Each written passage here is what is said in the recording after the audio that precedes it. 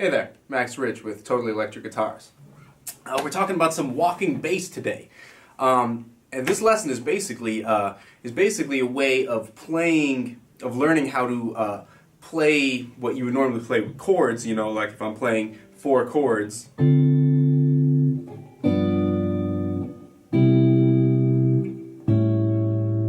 If I'm playing 4 chords like that, how do I connect them with a bass line? You know, a lot of guitar players, we usually practice by ourselves, you know, in our studio or in our room or something like this, and we don't have that bassist, you know, on call all the time to say, oh hey, play me a bass line right now. You know, what you need is you need to be able to hear what the bass would be doing if you had a bass player there.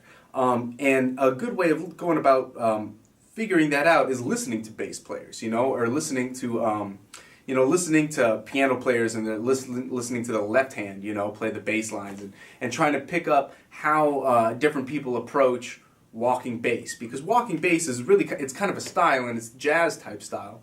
And it has this kind of swinging feeling, this like,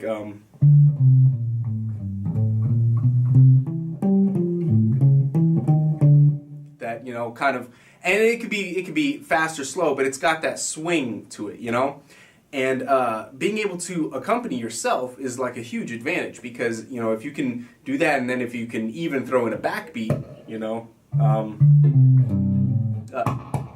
a slap in there or something like that, you know, you can really kind of broaden your playing to the point where you're hearing, when you're practicing, you know, it's a really useful practice tool because you're hearing what the bass would be playing, or you're able to emulate it. You know, if you listen to guys like Charlie Hunter.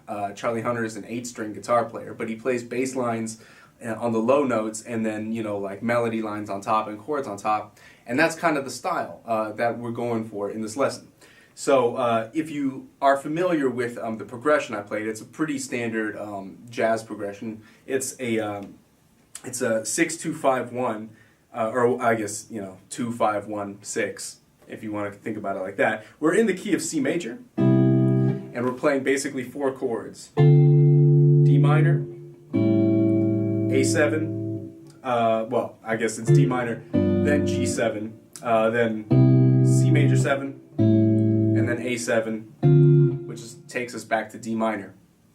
And just those simple chords are used a lot, you know, in jazz progressions and in jazz songs. If you go through the real book, you'll find, you know, that 6-2-5-1 happening pretty often. And this is a great way of learning how to connect them, because if you come across this progression in different keys, but if you have like a certain way of approaching the bass line or approaching walking bass, you can really kind of transpose this idea to, you know, any key. So that's what I'm here to show you how to do today.